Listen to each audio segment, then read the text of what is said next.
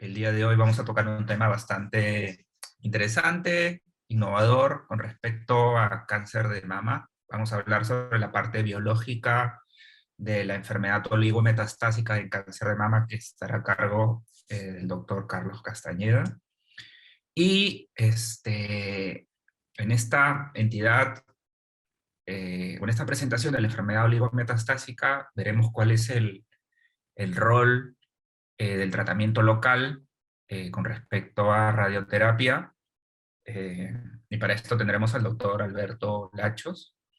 Y como moderador del evento, al doctor Guillermo Valencia, quien es médico oncólogo del Instituto Nacional de Enfermedades Neoplásicas y tiene un interés con respecto a la investigación en tumores de mama, piel y tumores del tracto urológico. Así que, Guillermo, muchas gracias por la moderación del evento y muchas gracias a los ponentes y al final sobre la disertación que vamos a tener.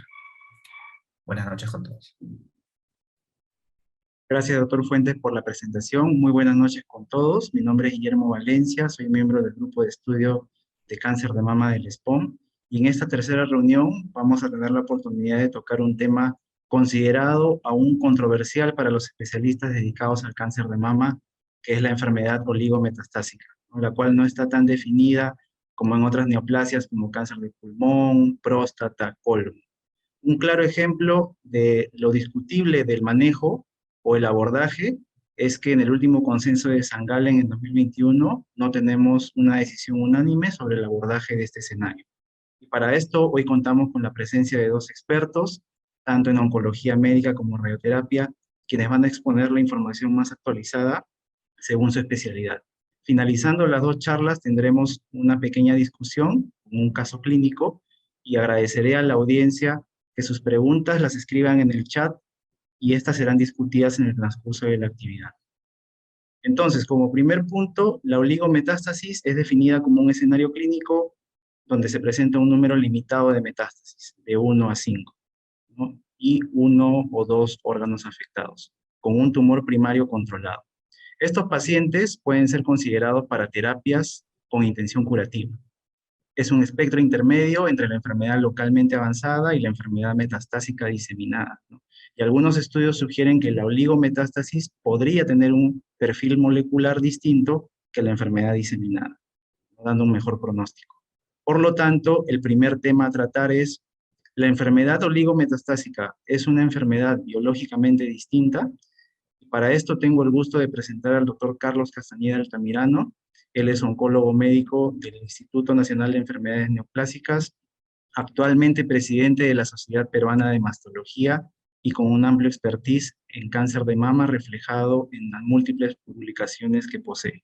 Entonces, doctor Castañeda, le doy el pase para el primer tema.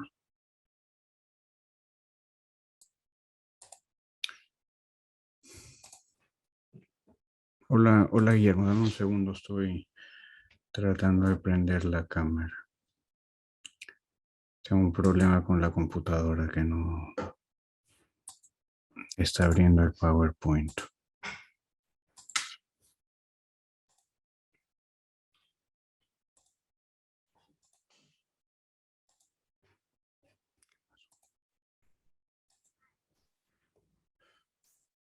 Ahora sí creo. Ahora sí. Ahora sí. Uy, por fin. No estoy seguro si voy a abrir el PowerPoint. Por si acaso te lo voy a compartir, ¿ya? Perfecto. En caso yo no pueda abrir, te pediría que lo abras. Te lo estoy mandando en este segundo, mientras yo intento abrirlo.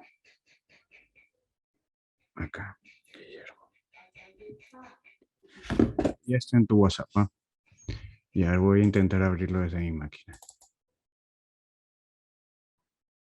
33, 75 se abre.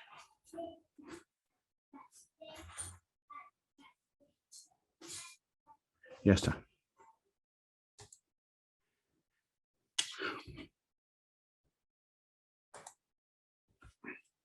Listo. Listo. Bueno, ante todo, gracias con todo. Disculpen los problemas técnicos. Voy a empezar a compartir pantalla para no retrasar más.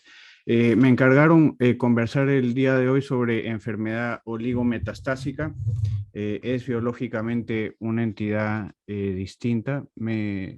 Guillermo, ¿podrías indicarme si están escuchando bien y si ya está Sí, la doctor, parte? se proyecta bien. Ya, listo. Entonces lo pongo en modo presentación.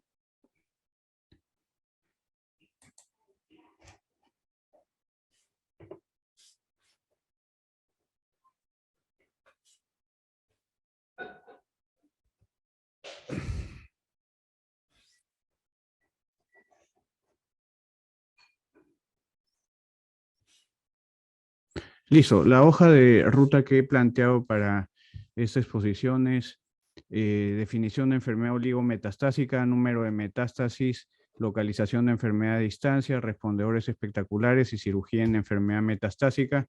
El primer punto, definición de enfermedad oligometastásica. Nosotros los oncólogos clínicos conocemos esta definición, que es la del ABC, en la cual se define como, acá, un segundo. Listo.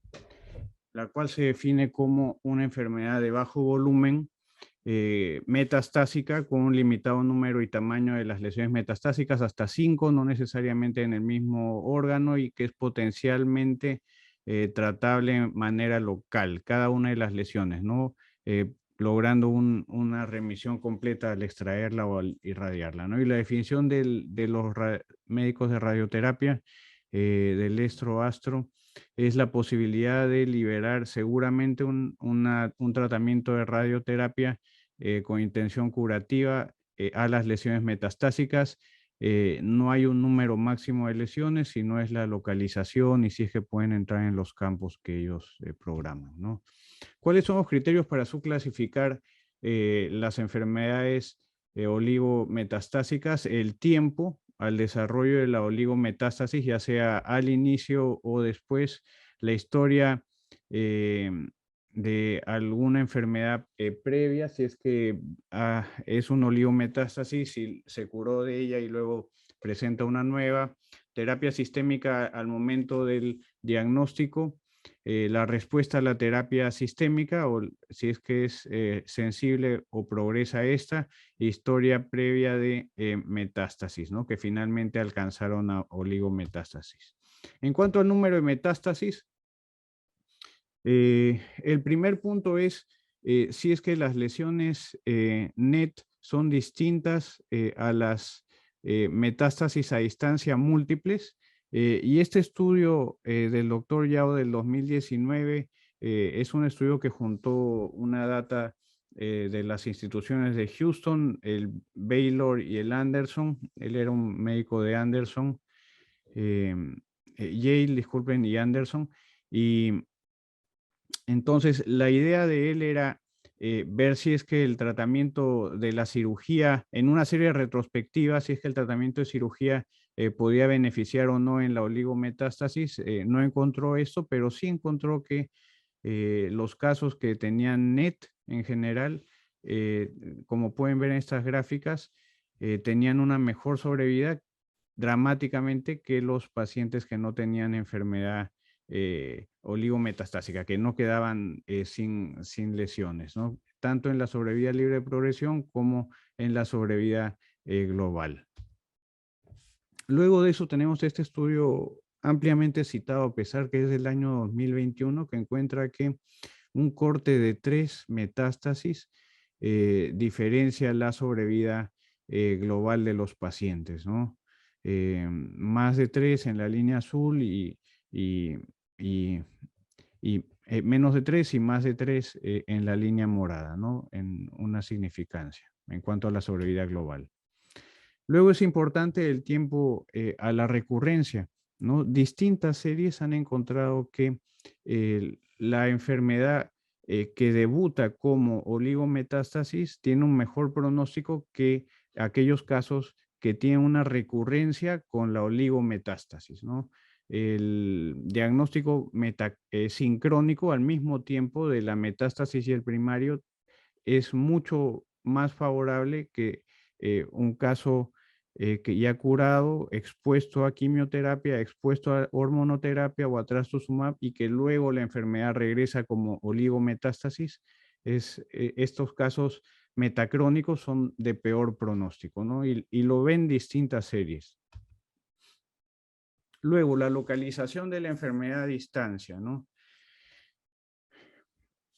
Distintas series encuentran que las metástasis a solo hueso están asociados con un mejor pronóstico, ya sea en cuanto a la sobrevida libre de progresión y a la sobrevida global, ¿no? Cuando se comparan con metástasis viscerales o metástasis a cerebro, ¿no? Independiente del tratamiento. Esta serie encuentra una diferencia que puede llegar hasta el 100% a los 10 años y 73% para otros cuando hay solo lesiones en los huesos versus lesiones viscerales. Y el fenómeno de la metástasis ósea es realmente una metástasis a distancia, ¿no? A pesar de lo favorable que puede ser el diagnóstico y las armas terapéuticas que tenemos, ¿no? Básicamente hormonoterapia, finalmente es una enfermedad sistémica, ¿no? Y lo vemos con los tratamientos que administramos, ¿no? La metástasis ósea implica que las células malignas llegan hasta el nicho óseo, un nicho óseo que le ofrezca características favorables a su implantación y luego su crecimiento, su desarrollo, y desarrollar ya sea lesiones osteoblásticas o lesiones osteoclásticas, ¿no? En este fenómeno, los osteoclastos, que son los que producen la resorción ósea y las lesiones en vacío a nivel del hueso, tienen sensibilidad a distintas sustancias a través de la vía del ATP, y esas son las que se bloquean luego con los bifosfonatos, ¿no? Y además de eso, como ustedes pueden ver en color morado, tienen receptores RANK, y estos receptores RANK reciben distintos ligandos, incluyendo el ligando RANK, que son producidos por las células del cáncer, ¿no? En puntual. Además de otras células inflamatorias, también las propias células del cáncer producen este ligando de RANK, y de esta forma estimulan a estas células y se adhieren a los osteoclastos y producen estas lesiones óseas, ¿no? Todos estos son los factores que se producen además del ligando de RANK, interleuquina 1, 6, 11, TNF, y todos estos finalmente se unen al RANK y estimulan a los osteoclastos a que formen las lesiones óseas, ¿no? Esto tiene que ver con la reciente publicación en el ASCO 2022 de hace unos días del doctor Gant, ¿no? en Austria, que muestra los resultados a largo plazo del ABCSG, que randomiza a los pacientes con metástasis, los pacientes, disculpen, que se operan adenosumab 60 miligramos cada 6 meses versus placebo, y son 3.420 pacientes con una mediana de seguimiento de 8 años. Los dos brazos versus placebo bastante similares, y encuentra que denosumab produce un incremento en la sobrevida libre de progresión de 69 a 74, cosa que no se ha encontrado con los agentes, los bifosfonatos, ¿no? Con todos los estudios que se han hecho con ácido zoledrónico y con los otros. Inclusive encuentra un incremento en la sobrevida global de 83 a 88%, ¿no? Esto debido a que su mecanismo de acción tiene que ver con los ligandos RANK. Entonces, de esta forma, la célula del cáncer de mama no se adheriría a los osteoclastos, no los estimularía y no se produciría la metástasis ósea en lugares que el mismo hueso y la misma médula ósea escogen, ¿no? Finalmente no es que se implante en cualquier lugar la célula circulante, sino que se implanta en el lugar que le brinda las características. Luego tenemos las metástasis en el sistema linfático. Los ganglios regionales de la mama son los ganglios linfáticos axilares ipsilaterales, los de la mamaria interna, los supraclaviculares ipsilaterales, según la NCCN, ¿no? Y los metástasis a distancia son los contralaterales en el cuello, contralaterales en la axila, contralaterales supraclaviculares y contralaterales en la mamaria interna y otros ganglios no regionales como mediastino inclusive, ¿no? Ganglios a distancia. Este estudio recientemente publicado, ¿no? Del grupo americano con un análisis de la data del SER, data retrospectiva de Estados Unidos, siempre números monstruosos, ¿no? En el cual encuentra que la presencia de metástasis ganglionar a distancia, no los regionales, sino a distancia, tienen un comportamiento bastante más similar en cuanto a sobrevida que el compromiso ganglionar regional, ¿no? Supraclavicular, axilar, mamaria interna. Si es que esa distancia tiene un comportamiento bastante similar, ¿no?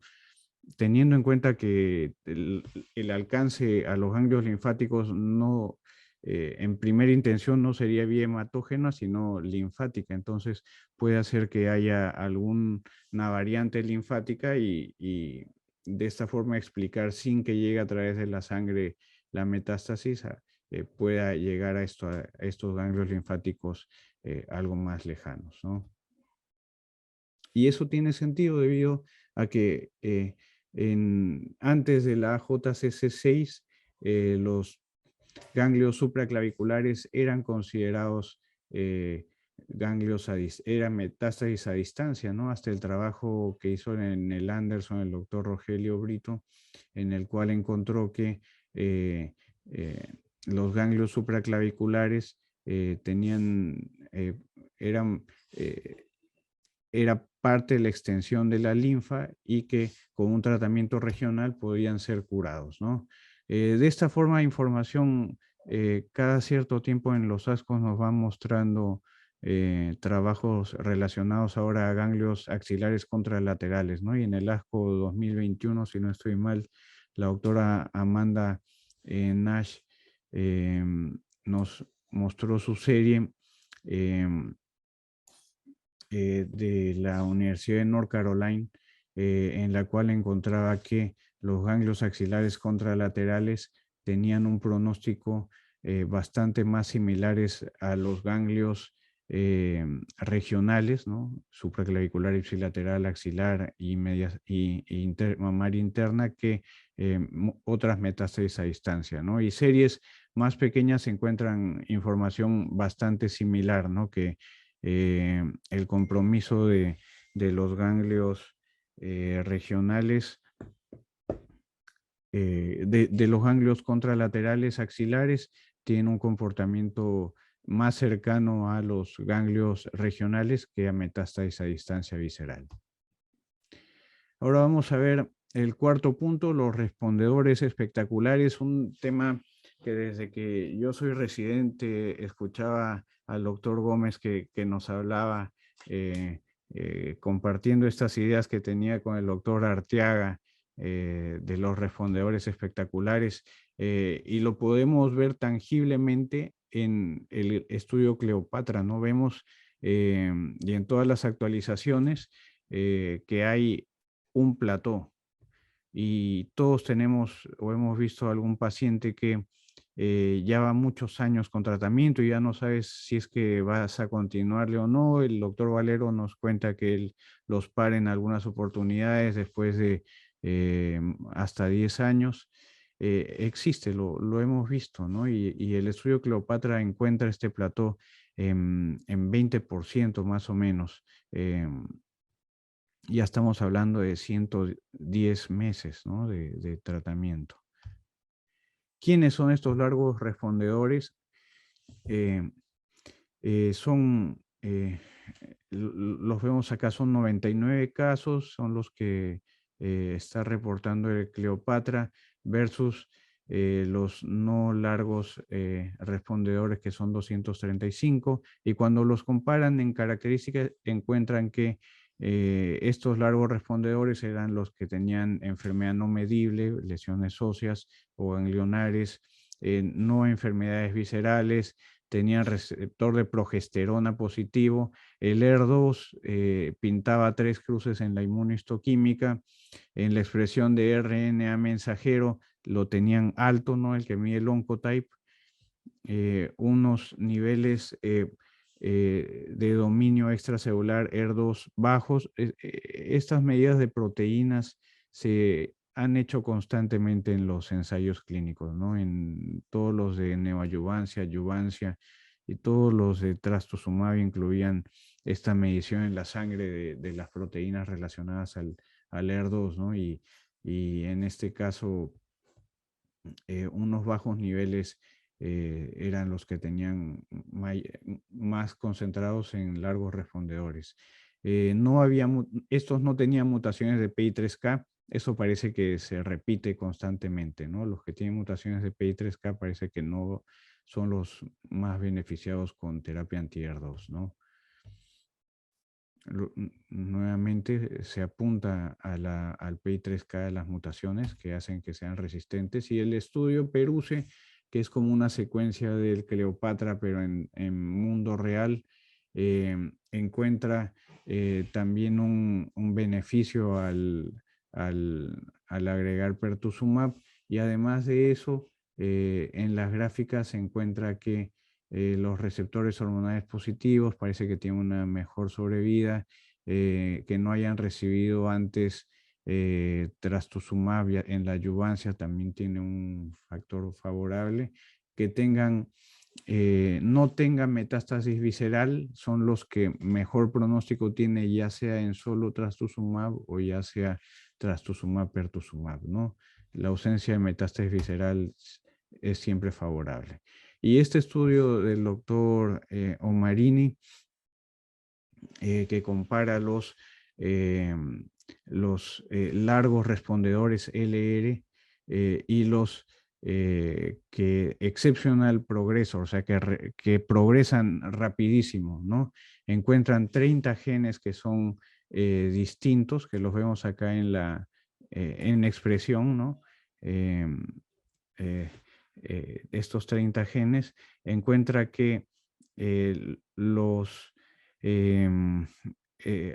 que progresan rápidamente tienen mutaciones PI3K, y los que tienen alteración en la expresión de MAP quinasa, estos son los largos respondedores en todo caso, son los que tienen la vía de proliferación más acelerada, y que esos sí pueden ser controlados con la terapia anti-ER2, ¿no?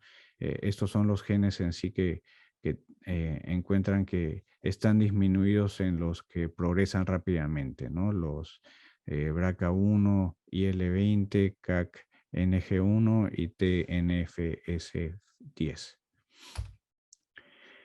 Y con esto han planteado este tratamiento. La verdad, todavía no sé si está ya en reclutamiento, pero me pareció espectacular y quería mostrárselo. Es poner todas las armas en una sola secuencia, no esperando que el paciente progrese, ¿no? Agotarlo todo buscando a estos largos respondedores al máximo, ¿no? Le dan 12 semanas de trastupertu, le dan deroxtecan, le dan TDM1 más tucatinib, le dan trastuzumab, pertuzumab, tucatinib, y luego lo dejan esperando a ver qué es lo que pasa con estos pacientes, a ver si los hacen entrar en largos respondedores. Y luego tenemos otras imágenes actuales que jalan la mirada rápidamente, que son los triples negativos. También estamos empezando a ver estos platós del sistema inmune, el Impassion 130 con nab-paclitaxel y atezo, y el Keynote 355 con Pembro más la combinación de uno de tres, de tres esquemas, ¿no? Y se puede ver que son muy similares, ¿ah? O sea, viéndolo fríamente, las curvas se distribuyen bastante parecidas y los números de medianas 18 versus 16, 25 versus 23 son muy similares a pesar de la diferencia en el reclutamiento del corte de 6 meses versus 12 meses que favorece al Kino 355, ¿no? El análisis de estas, del uso de inmunoterapia en triple negativo, pues se encuentra que definitivamente los niveles de PDL1 son los que van a predecir el beneficio. Eh, eh, los niveles de TIL también, ¿no? Y los niveles de infiltrado de CD8 también, ¿no? Pero no siempre se superponen, como podemos ver en estos gráficos de globos, ¿no? No hay una superposición exacta, pero el factor que más se acerca a a la predicción es PDL1, ¿no? En las distintas modalidades, ¿no? Ya sea en área, que es para atezo, y con la cepa que tiene una medida más pequeña y versus la 130, que es la de Pembro, y que tiene una medida más alta, mayores cantidades y es en conteo celular. Finalmente, cirugía en enfermedad metastásica. Solo quería traerle, este es un área que siempre la discutimos con los médicos de cirugía, pero esta presentación del doctor Michael Nauer de Suiza empieza con cuál es el estado actual, a qué paciente hay que hacerle cirugía, se puede realizar cirugía en enfermedad metastásica con las guías de la doctora Fátima el año 2018 y que se han repetido en todas las actualizaciones. No se recomienda una cirugía de inicio porque no aumenta la sobrevida, pero en algunos casos con enfermedad oligometastásica se puede hacer como enfermedad ósea, ¿no? Que parece que en ese escenario podría tener un rol, ¿no? ¿Y en qué se basa esta recomendación de la doctora Fátima? En evidencia retrospectiva, ¿no? Hay series del doctor Harris con 28.693 del SER, que encuentra que la cirugía mejora, mastectomías mejoran la sobrevida. Eh, otro, anal, eh, Otro análisis del SER con 16.247 pacientes, el doctor Warshaw también encuentra que la sobrevida, que la cirugía mejora la sobrevida, lo pueden ver acá. Y esta serie recién presentada por el doctor Siem, nuevamente del SER, que compara enfermedad metastásica que se hace mastectomía versus que tenía indicación de mastectomía, es lo que recomendaron, pero el paciente lo rechazó, no quiso operarse, fue por quimio. Encuentran que en esos casos, cuando los comparan, 1.677 versus los que tenían indicación, pero rechazaron, 162, todos metastásicos. Una mejoría en cuanto eh, a la sobrevida global, ¿no? No mejoría en enfermedad visceral, sí mejoría en enfermedad ósea, ¿no? Esa guía de la doctora Fátima del año 2018 ya lo veía. Sin embargo, los estudios, ensayos clínicos randomizados no han encontrado ese beneficio, ¿no? El estudio hindú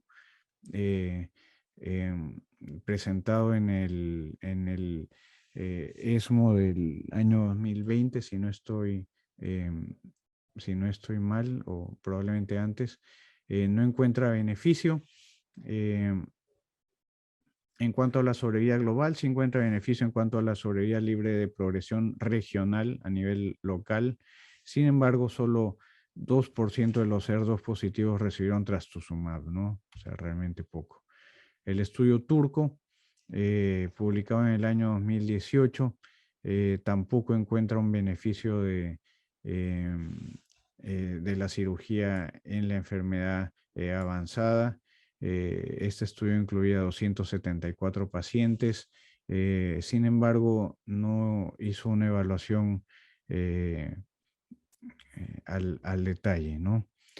Sin embargo, han habido otro estudio más que es el estudio austríaco con solo 90 casos que tampoco encuentran asociación, y finalmente el estudio que fue presentado en el ASCO 2020 del ICOC, el E2108, bastante más listo, bastante más inteligente porque le dan 4 a 8 meses de la terapia sistémica óptima para el paciente, o sea, ya no estamos hablando de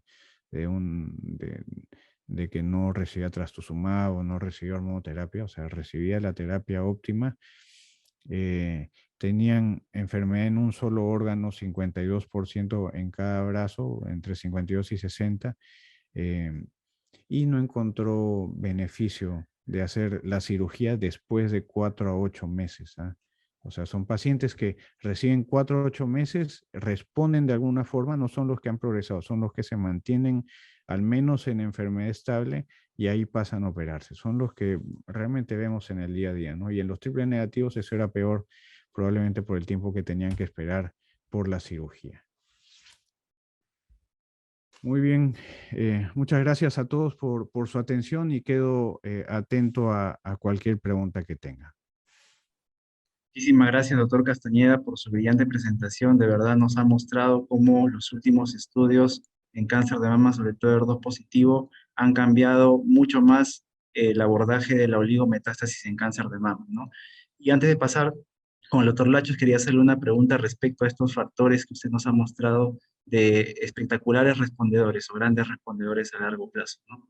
Nos ha mencionado al subtipo ER2 con receptor hormonal positivo, a los pacientes NET, ¿no? Y también algunas situaciones especiales como la metástasis axilar contralateral, que es a distancia, pero tiene un excelente pronóstico con oligometástasis, ¿no? Y otra también es la metástasis external aislada, que también describen que es similar a la axilar contralateral.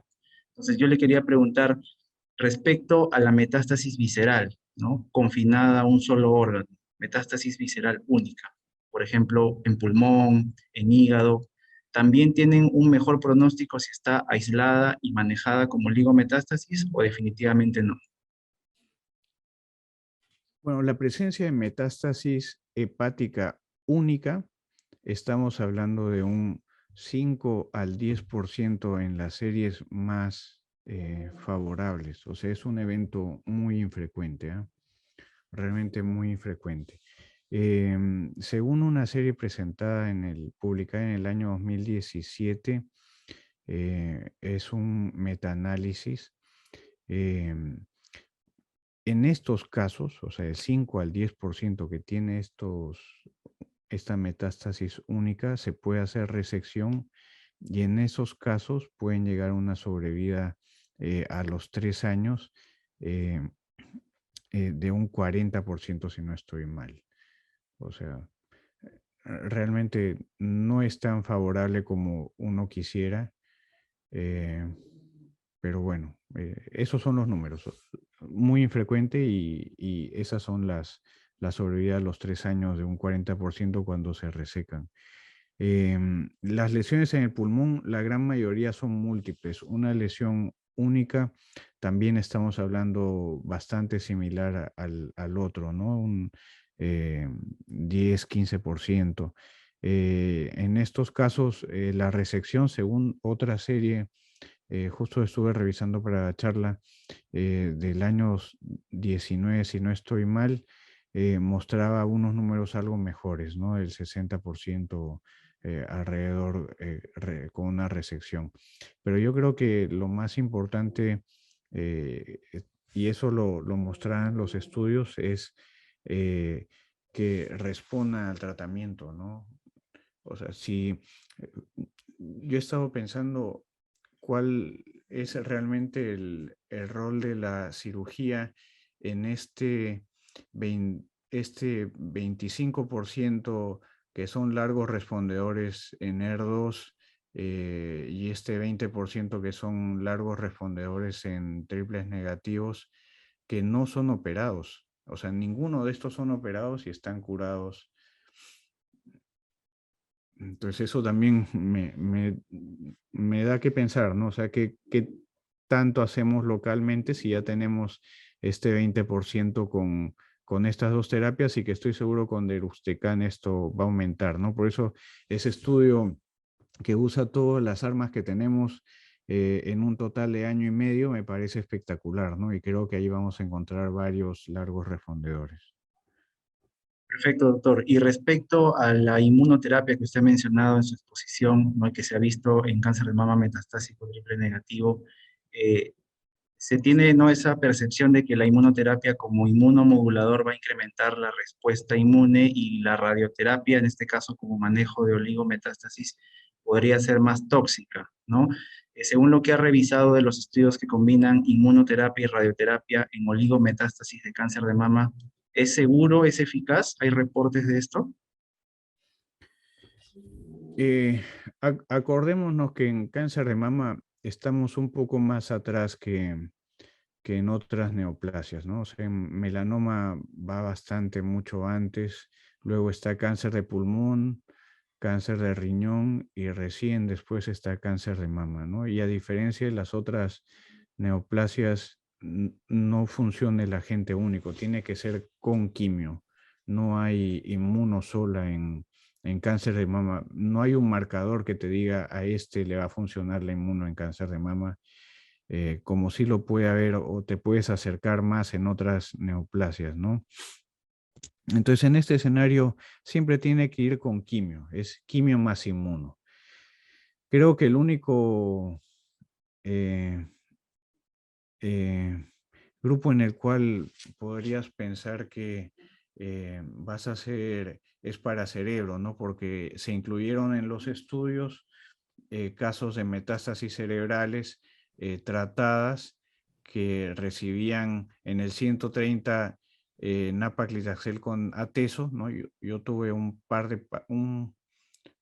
dos pacientes en ensayo clínico que estuvieron dentro eh, del tratamiento que habían tenido metástasis cerebrales y habían respondido y no había más toxicidad, pero no han sido incluidos en simultáneo, no hay experiencia concurrente de esto. Muy bien, gracias, doctor Castañeda, por la presentación.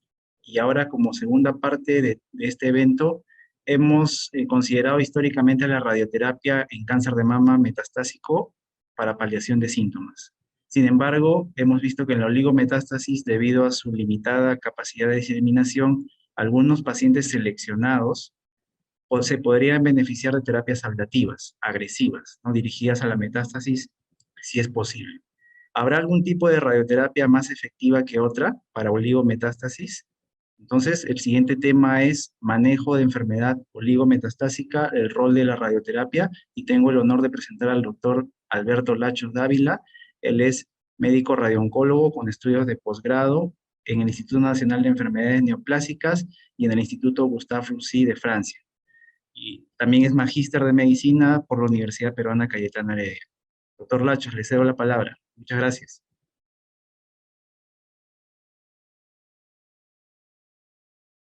Está en mute, doctor.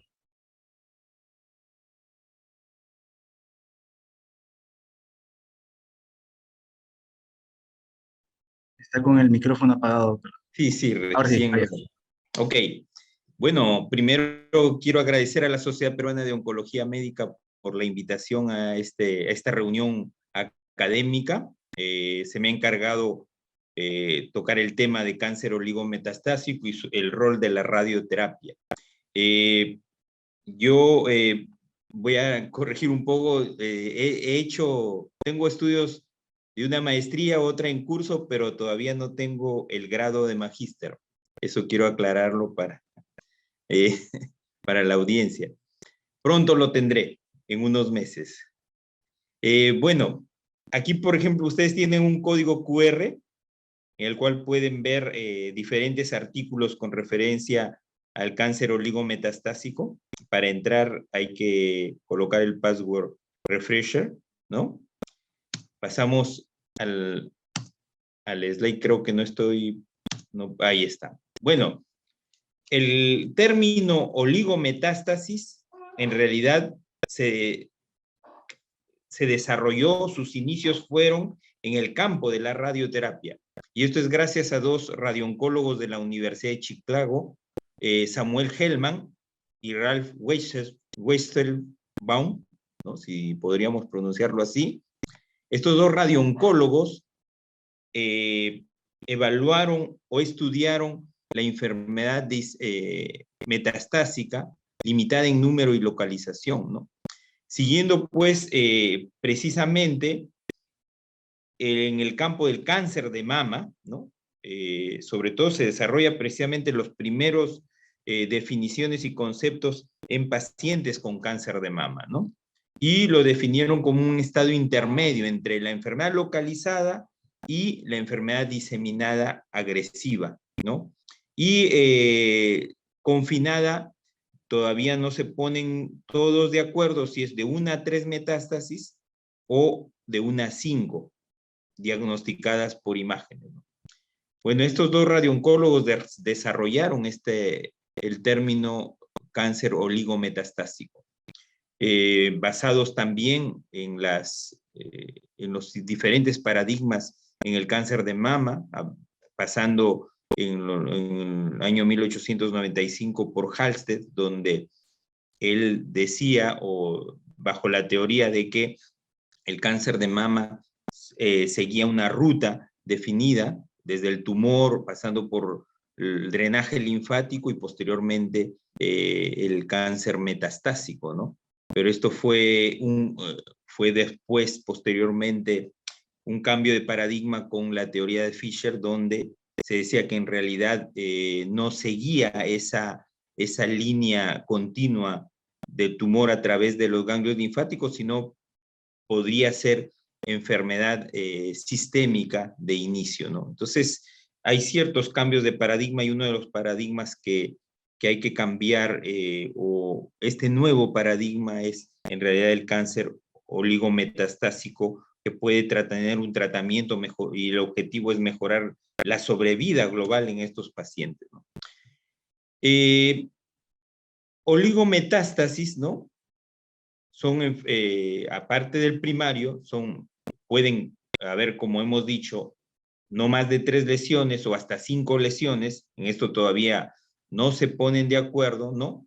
Todas ellas son susceptibles a ser controladas mediante un tratamiento local. Se ha hablado de la cirugía, por ejemplo, ¿sí? Sabemos que el desarrollo tecnológico de la radioterapia recién lo estamos viendo en los últimos 20 años, que vamos a ver más adelante, pero antes de eso, las enfermedades, las metástasis únicas, se trataban con cirugía, ¿no? Y estos hay evidencia en la literatura.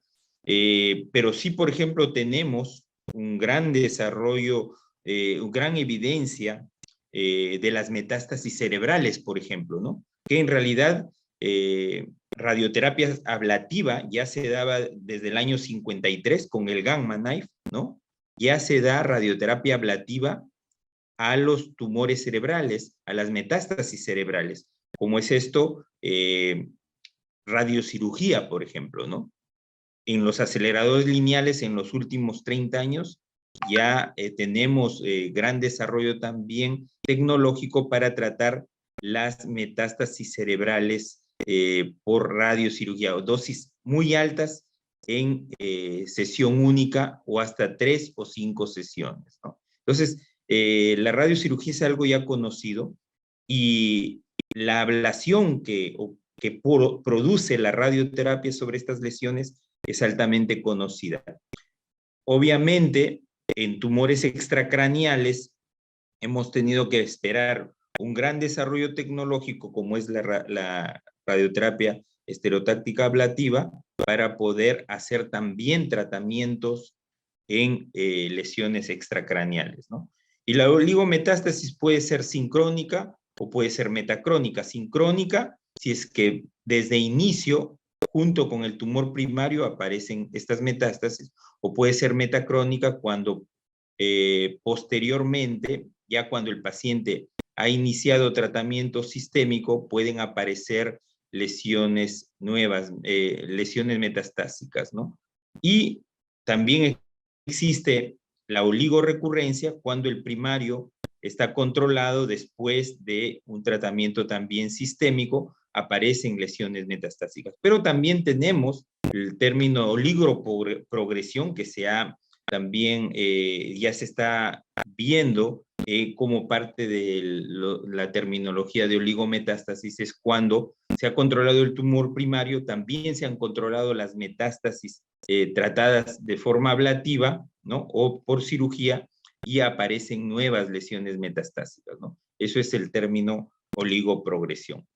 Entonces, ¿por qué es importante el desarrollo tecnológico para poder tratar, como decíamos, las lesiones extracraneales? Porque ya sabemos que al tener lesiones cerebrales que no tienen movimiento mayor dentro de la masa encefálica y pueden ser tratadas con una precisión, ¿no? Sin un gran desarrollo tecnológico. Sin embargo, para tratar lesiones extracraneales hemos tenido que esperar todo este desarrollo tecnológico en el campo de la radioterapia. Ha tenido que evolucionar, por ejemplo, en la radioterapia intensidad modulada, la radioterapia guiada por imágenes. Estos dos conceptos, estos dos desarrollos tecnológicos, tanto en la emisión de la radiación, como es la radioterapia con intensidad modulada, y también la terapia guiada por imágenes, que nos da mayor precisión, es con accesorios de toma de imágenes durante la radioterapia. Incluso actualmente consideramos el movimiento de los órganos internos para mayor precisión en el tratamiento, ¿no?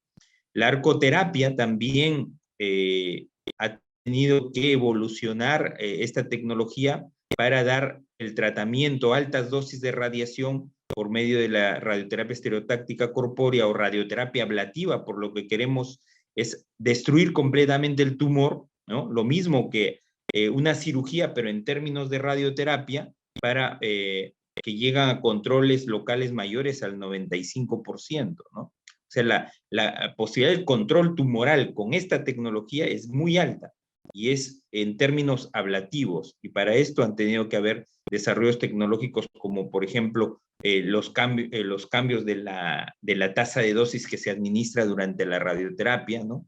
Y ha disminuido el tiempo total de tratamiento. Antes, cuando se inició la era de la evolución tecnológica de la radioterapia con intensidad modulada, estos tratamientos se podían dar en media hora, en 40 minutos, pero ahora esta radioterapia de alta precisión se administra en menos de 3 minutos, lo cual hace que el paciente y los órganos internos tengan mucho menos probabilidad de moverse durante la emisión de la radiación.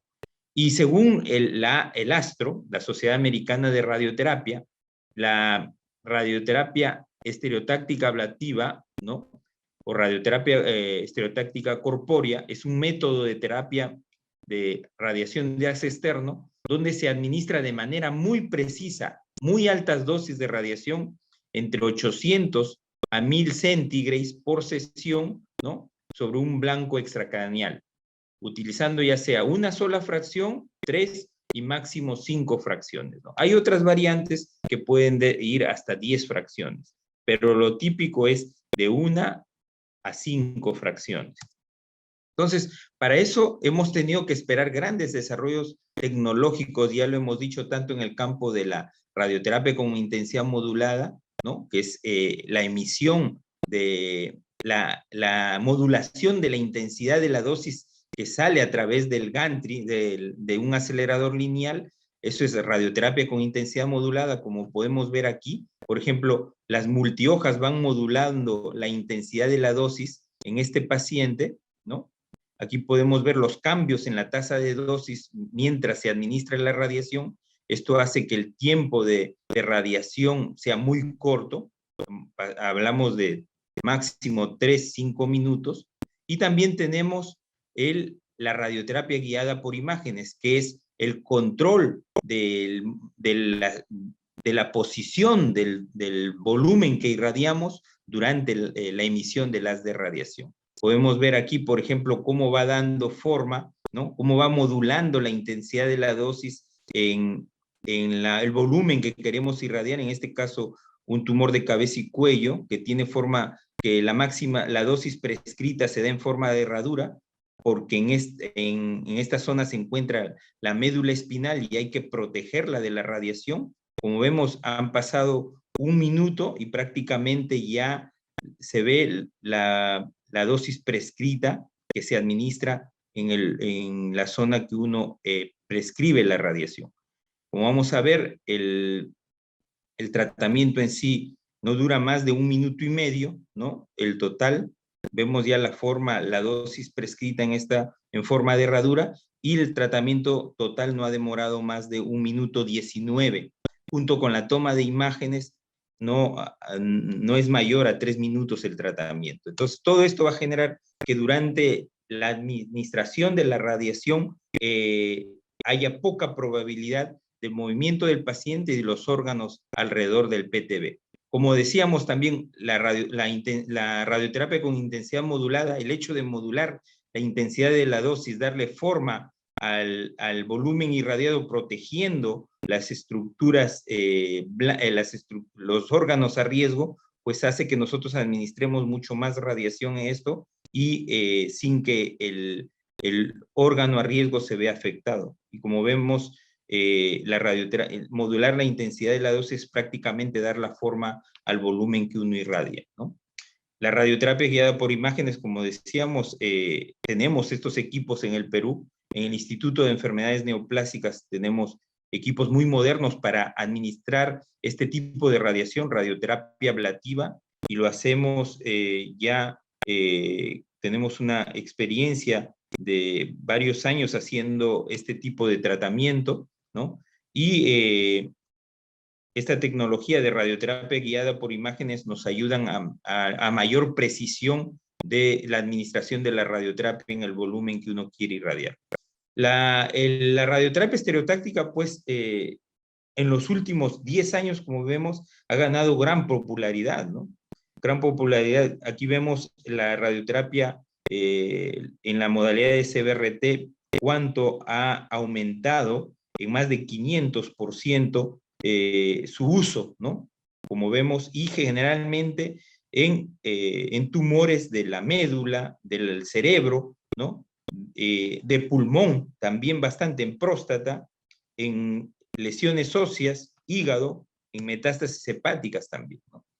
¿Y esto a qué se debe? Tenemos principios radiobiológicos, ¿no? En la radioterapia convencional hablamos de las 4 R's e incluso en el año 89 ya se agrega la radiosensibilidad intrínseca, ¿no? Siempre hemos conocido la reoxigenación, redistribución, repoblación y reparación, que son las 5 R's de la radiobiología. Y la radiosensibilidad intrínseca, esto implica que cada tejido tiene su propia sensibilidad a la radiación, ¿no? Hay tejidos que son más sensibles, hay tejidos que son más resistentes a la radioterapia. Y eso es la radiosensibilidad intrínseca. A esto, cuando uno administra altas dosis de radiación, en el caso de radioterapia estereotáctica ablativa, dosis mayores a los 8 grays por fracción, se añade el daño vascular que existe en el tejido, el daño vascular tumoral, ¿no? Lo que hace que el daño sea mucho mayor sobre el tumor, ¿no? Y generando ablación del tumor. La muerte celular por daño secundario en la vasculatura tumoral. Esto todo ha generado un cambio de paradigmas en el tratamiento del cáncer oligometastásico.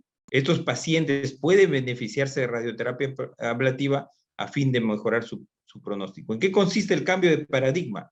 Antes, un paciente metastásico simplemente un paciente que podría tener una metástasis vertebral, una metástasis ósea, venía al departamento de radioterapia y lo que se le administraba es una dosis subóptima, paliativa, para calmar el dolor, para evitar fractura, para evitar compresión medular. Generalmente nuestros fraccionamientos eran de 2000 en 5, 1000 en 1, 3000 centigrados en 10 sesiones, cuyo objetivo era simplemente calmar dolor, como decíamos, evitar fractura, pero esto hacía que una radiación deficiente haga esta enfermedad incurable. El cambio de paradigma consiste en que este grupo de pacientes oligometastásicos se van a beneficiar de una radioterapia ablativa, lo cual va a convertir a esta enfermedad incurable en una enfermedad curable, ¿no? ¿Y por qué?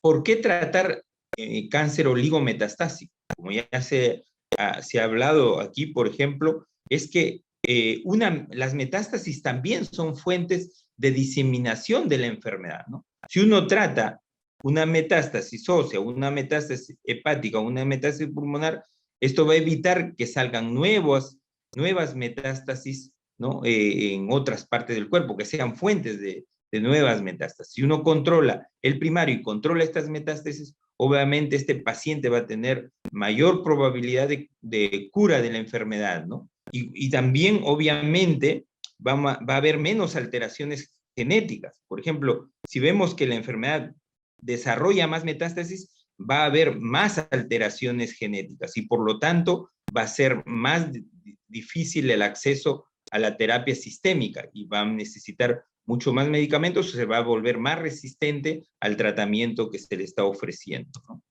Ensayos clínicos que evalúan el beneficio de la radioterapia estereotáctica en el cáncer oligometastásico existen, ¿no? Existen en cáncer de pulmón, en próstata, en cáncer colorectal.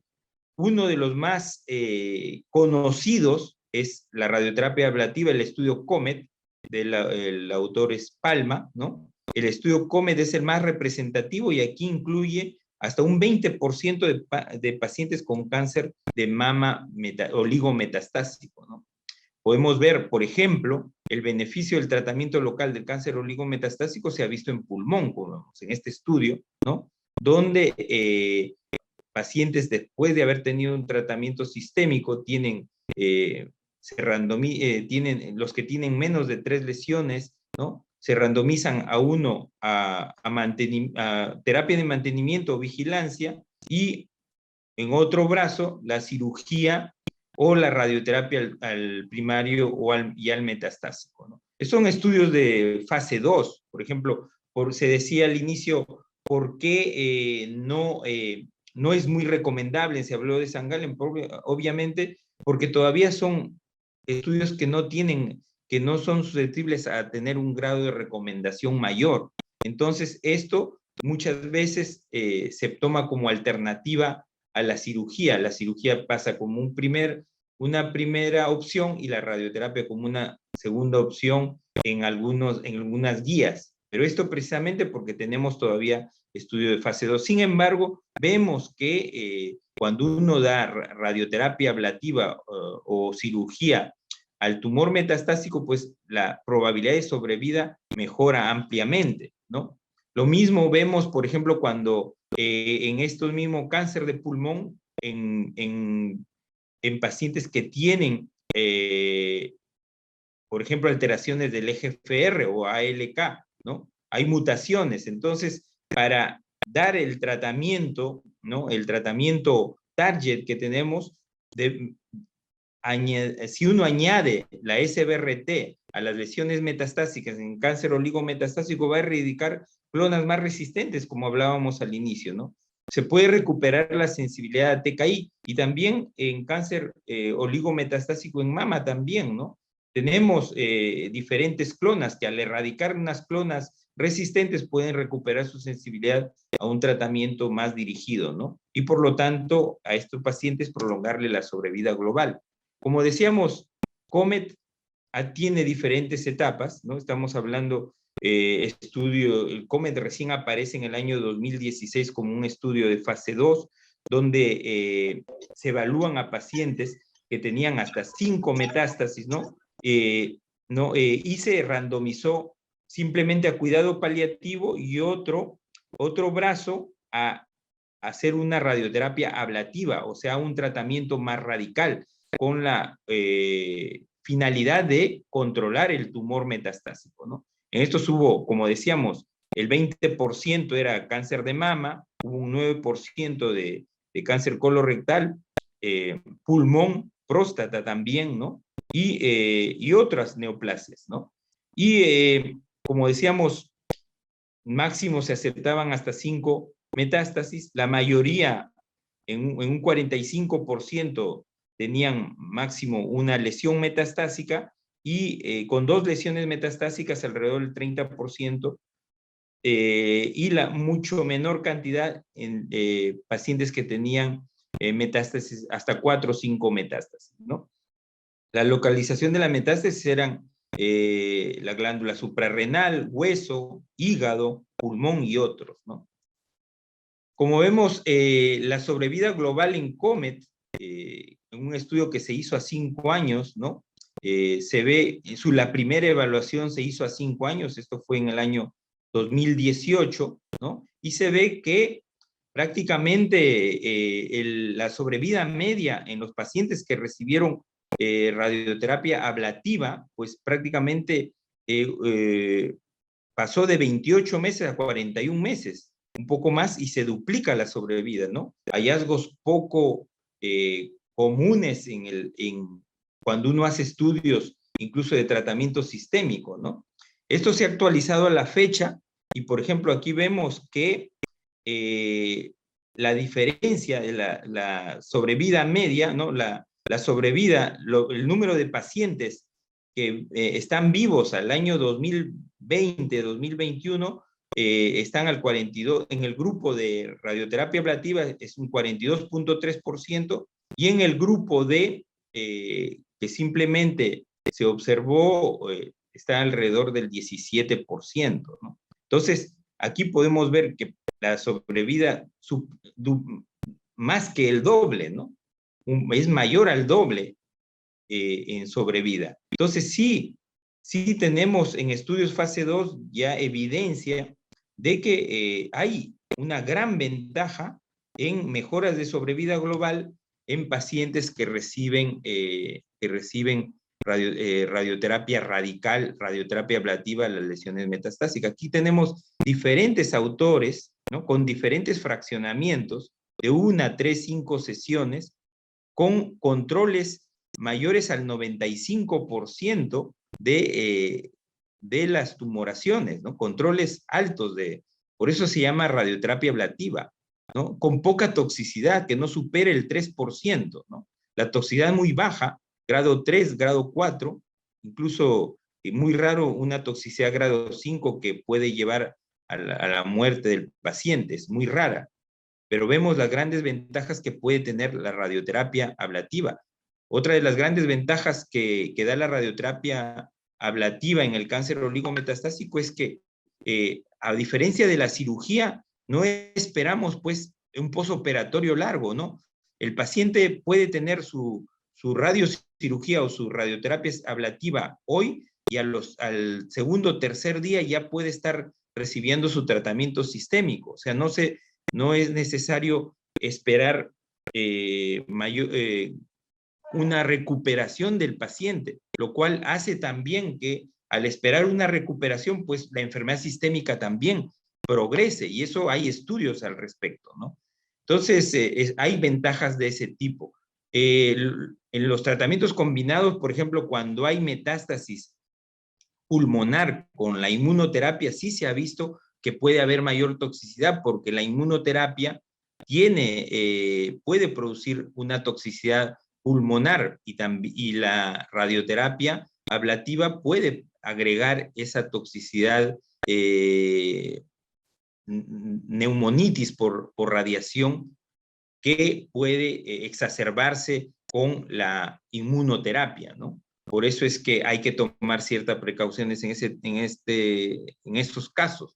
Pero la toxicidad, como vemos, si respetamos el número de metástasis máximo, y si el tamaño de la lesión también es importante, se dice que el tamaño de del tumor que uno trata con ese radioterapia ablativa no debe ser mayores 5 centímetros, pero hay estudios que incluso llegan hasta los 8 centímetros de tamaño. Claro, actualmente conocemos las dosis de restricción de los órganos a riesgo que se encuentran alrededor del tumor que tratamos y que con mucha seguridad podemos administrar estas dosis de radiación porque ya es conocida, cada estructura anatómica tiene una dosis de restricción y la conocemos y las tenemos que tomar en cuenta cuando hacemos este tipo de radioterapia. Como vemos aquí, los efectos adversos, ven ustedes acá, por ejemplo, en todos los casos de radioterapia estereotáctica, son muy bajos, ¿no? Son muy bajos. En estos casos no superan el 2%. Por aquí vemos uno que es la excepción que puede tener hasta 20% de efectos adversos. Pero es muy segura esta técnica de tratamiento, ¿no? ¿Hacia dónde vamos? Por ejemplo, ya se han diseñado a partir del año 2019 estudios de fase 3 para demostrar que la radioterapia estereotáctica en cáncer oligometastásico sí funciona, ¿no? Y de 1 a 3 metástasis, ¿no? También hay estudios de 3 a 10 metástasis, porque hay algunos estudios donde sí se han irradiado hasta 10 metástasis. Claro, no al mismo tiempo, pero de manera secuencial se han tratado metástasis hasta 10 metástasis y se han visto algún beneficio, pero esto hay que demostrarlo en estudio de fase 3, por eso es que todavía no tiene un grado de recomendación alto, porque estamos en espera de los estudios de fase 3. Y también, por ejemplo, vemos que incluso ya hay algunos autores que se atreven a irradiar cáncer polimetastásico, ¿no? Y esto es un estudio, el ARRES, que está en fase 1 y que no sabemos en el futuro en qué puede beneficiarse un paciente polimetastásico de dar radioterapia ablativa en estos casos, ¿no? Bueno, y siempre recordar que la valoración de un paciente oncológico tiene que ser multidisciplinaria, donde participe el oncólogo médico, oncólogo radioterapeuta, radiólogo intervencionista, el anatomopatólogo, todas las especialidades involucradas en el tratamiento del cáncer, ¿no? Deben tomarse las opiniones para tomar la mejor decisión de tratamiento, ¿no? Hay que considerar siempre la opinión de los demás especialistas involucrados. Muchas gracias. Espero no haberlos aburrido con el tiempo de mi ponencia. Gracias. Por el contrario, doctor Lachos, agradecido por su brillante exposición. De verdad ha estado muy completa. Y antes de pasar al caso clínico, mientras va cargando, quería hacerle una pregunta. En el caso, usted nos ha mostrado que ya hay unos criterios, ¿no?, definidos para radioterapia en oligometástasis, como el tamaño de la oligometástasis, que es hasta 5 centímetros. También existen algunos otros criterios definidos, digamos, lugar de metástasis, grado histológico, subtipos, si es luminal ER2, en radioterapia. Sí, claro. Lo que pasa es que en radioterapia no es como, por ejemplo, en la oncología médica tenemos que saber, para hacer un tratamiento target, tenemos que hacer una serie de exámenes. No, aquí la radiación no discrimina, destruye el tejido tumoral. Entonces, no necesitamos de grado de diferenciación. Hasta antes de la SBRT, decíamos, hay algunos tumores que son radioresistentes a la radiación, ¿no? Pero ahora sabemos que no hay tumor radioresistente, ni en grado. Lo que hay es un tumor que le falta dosis de radiación. No hay tumor radioresistente, lo que falta es dosis. Si uno da muy altas dosis de radiación, no hay tumor radioresistente. Eso es nuestro actual concepto. O sea, podemos irradiar cualquier área del cuerpo. Ya sabemos las metástasis, el tratamiento de metástasis cerebral con radiocirugía se conoce, como lo hemos dicho, desde los años 53 con Lexel, pero en los últimos 20 años tenemos la radioterapia corpórea estereotáctica que nos va a permitir irradiar cualquier localización. No tenemos una localización que no se puede irradiar. Simplemente hay que considerar la restricción de las dosis de restricción que tienen los tejidos que están alrededor de esa metástasis. Así manejamos nosotros el tratamiento en radioterapia. Excelente, doctor. Y respecto al efecto abscopal, ¿no? Que ya es muy conocido en radioterapia, ¿también se ha reportado en oligometástasis este efecto? Mira, sí, se me olvidó era un punto que tenía que decirlo, se me había olvidado, gracias por la pregunta, pero sí, el efecto abscopal es uno de los beneficios que da la radioterapia estereotáctica. O sea, ¿qué es lo que pasa? Si uno trata un tumor con altas dosis, todo la destrucción del tumor va a llevar antígenos a la sangre, ¿no? Va a haber CD4, CD8, linfocitos T, lo cual va a fortificar el sistema inmune, ¿no? Y esto va a ser, si uno administra y hay patologías en mama, es bien cierto de que no está muy desarrollado este tema, pero sí, por ejemplo, en cáncer de riñón, en cáncer, hablaste sobre melanoma, ¿no? Donde son en realidad tumores que responden al tratamiento inmune, pues va a fortalecer el sistema inmunológico, y cuando a estos pacientes se le administra inmunoterapia, van a tener mejor respuesta, no solamente el tumor que uno irradia, sino los tumores lejos del tumor irradiado, o sea, las otras metástasis también van a tener respuesta, y esto es el efecto abscopal, ¿no? Importante. También lo que quería decir que ya se han hecho estudios incluso de costo-efectividad en cáncer oligometastásico en el uso de la radioterapia estereotáctica, y en realidad son muy costo efectivo con respecto, también incluido el tratamiento sistémico, ¿no? Entonces, sí va a beneficiar. Esperemos que en el futuro, o sea, la visión es que en el futuro va a ser el tratamiento de las oligometástasis con radioterapia estereotáctica, va a ser un estándar, pero esperemos los estudios de fase 3, ¿no? Ya en otras patologías está muy claro. En mama también, yo creo. En mama lo que diferencia es que, por ejemplo, es que hay tumores más agresivos que los otros, como veía los cuadros que presentaba el doctor Castañeda, donde se ven menos sobrevida, esos son los que verdaderamente son más agresivos. O sea, no va a depender solamente del desarrollo del tratamiento local, sino en realidad, de la eficacia del tratamiento sistémico, ¿no? Porque hay enfermedad que todavía no se ve, ¿no? Esa es mi opinión. Muchas gracias, doctor. Si me permite dejar de compartir para poner el caso. A ver, permíteme un ratito. No, pero ya, creo que ya dejé de compartir, ¿ah? Me figura que todavía comparte. Ahora sí. Ahí está. Es un caso corto, doctores. Vamos a reforzar. Hay una pregunta ahí, una trampa para comentar.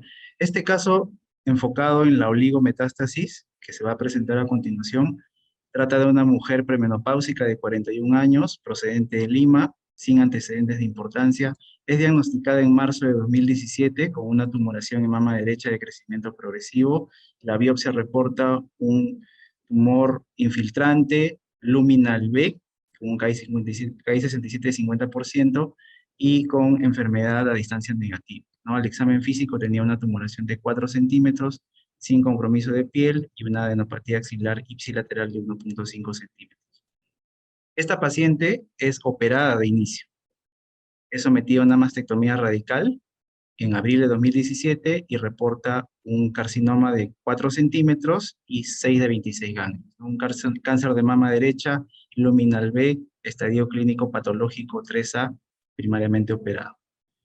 Recibe adyuvancia en base a antraciclina y ciclofosfamida por 4 ciclos, lo completa en junio de 2017 y continúa con la adyuvancia estándar con taxanos. Sin embargo, desarrolla una intercurrencia, un RAM dérmico severo al paclitaxel, se suspende, continúa con radioterapia locorregional y sigue con exemestano más voserelina mensual.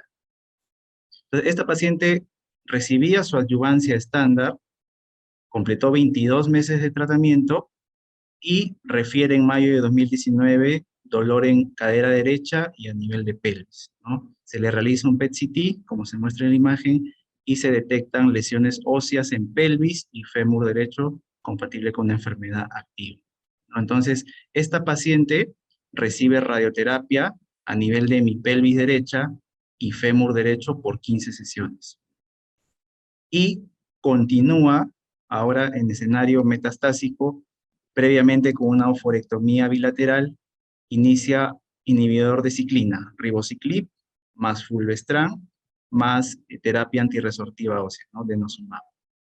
Y luego de 6 meses de tratamiento combinado con inhibidor de ciclina y fulvestrán, se le toma un control de PET-CT reportando sin evidencia de enfermedad.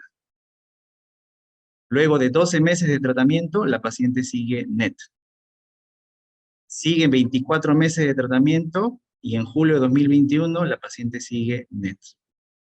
Sin embargo, a los 30 meses de tratamiento se le realiza un PET-CT control, ¿no? En enero de 2022 y se reporta lo siguiente: adenopatías hipermetabólicas en región retrocural izquierda de 0.8 centímetros, con un submáximo de 5.3, y un ganglio con incremento metabólico en cadena mamaria interna de 0.7 centímetros, con un submáximo de 2.1, todos estos hallazgos de nueva aparición y sugerentes de enfermedad metabólica activa, ¿no? A nivel del primario y de la zona axilar ipsilateral no se reporta enfermedad activa, ¿no? Y como se muestra en la imagen, ahí está la adenopatía hipermetabólica en región retrocural izquierda, y en esta imagen la adenopatía a nivel de cadena mamaria interna. Entonces, esta paciente, luego de 30 meses con inhibidor de ciclina más fulvestrán en escenario metastásico, presenta oligoprogresión a nivel retrocrural izquierda y cadena mamaria interna. Entonces, en este punto, doctor Lachos, doctor Castañeda, hemos escuchado en la exposición que la oligometástasis tiene un mejor pronóstico que la enfermedad metastásica diseminada, ¿no? Sin embargo, en el caso de oligoprogresión, que lo ha mencionado el doctor Lachos, es el crecimiento de pequeñas metástasis en un sitio donde la enfermedad estaba controlada, el pronóstico será el mismo, ya que asumiendo, ¿no?, que es una subpoblación con clonas resistentes. ¿Será el mismo pronóstico en el concepto de oligometástasis o es diferente?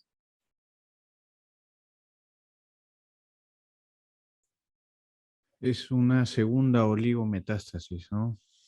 Es una segunda oligometástasis. ¿Y le hicieron biopsia, por si acaso, de los ganglios? Sí, justamente vamos a continuar, pero fue de difícil acceso a la zona. Sí, sí, es una segunda oligometástasis. Yo creo que mismo afronte que la primera vez, ¿eh? Doctor Lachos, ¿su comentario? Sí, las lesiones, como vemos, son menores a 1 centímetro, ¿no? O sea, la carga tumoral de la oligoprogresión, digamos, no es tan grande.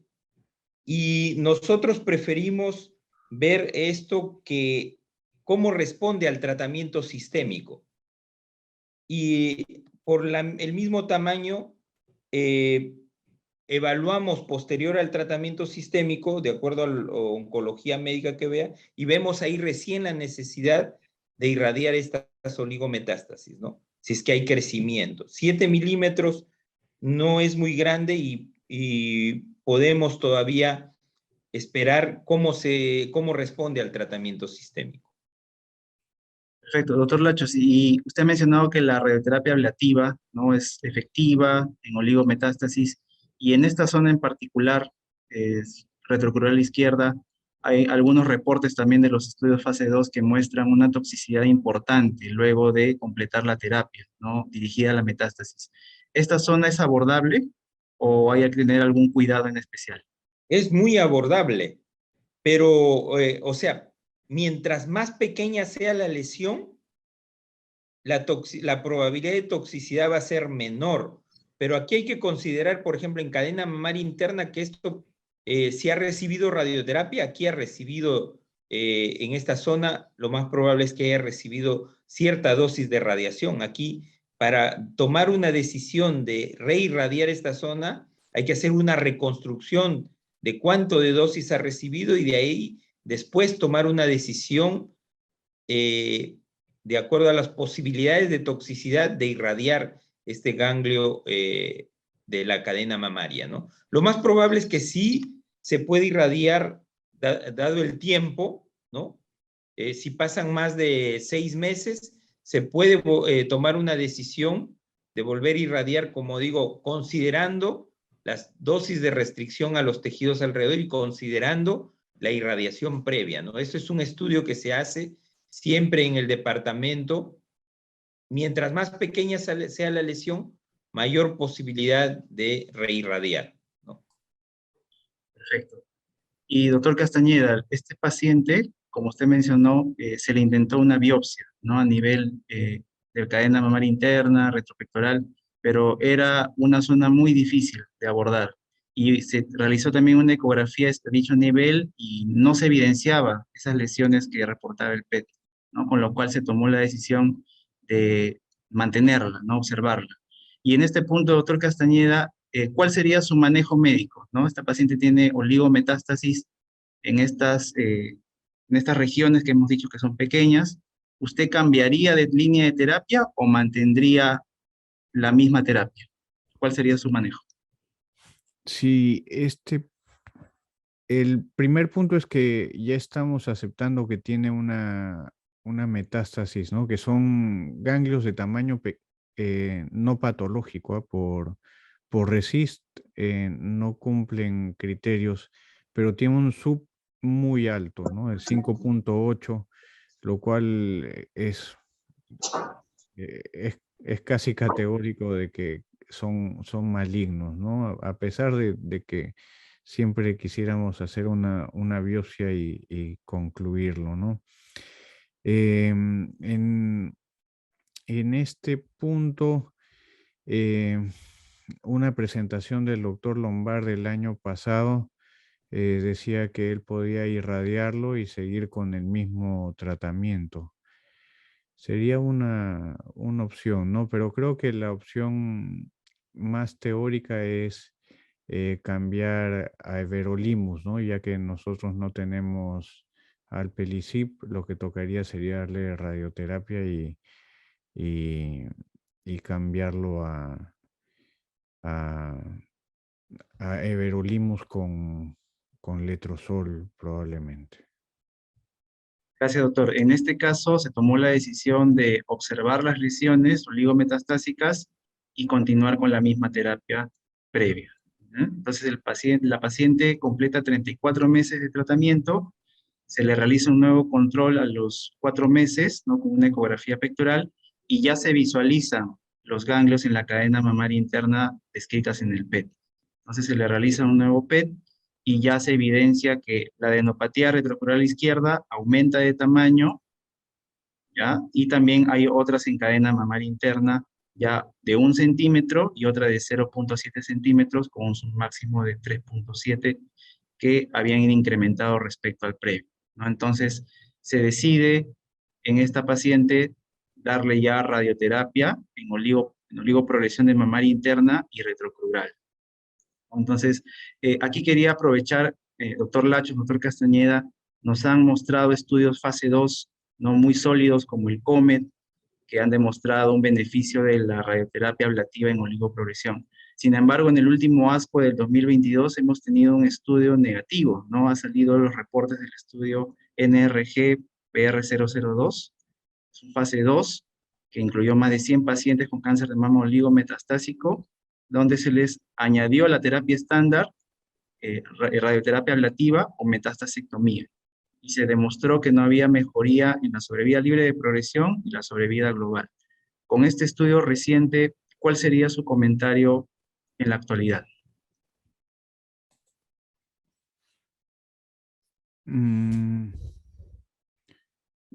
¿Te refieres a cirugía en estas localizaciones? Exacto, exacto, Pero, porque este estudio combinó cirugía y radioterapia ablativa.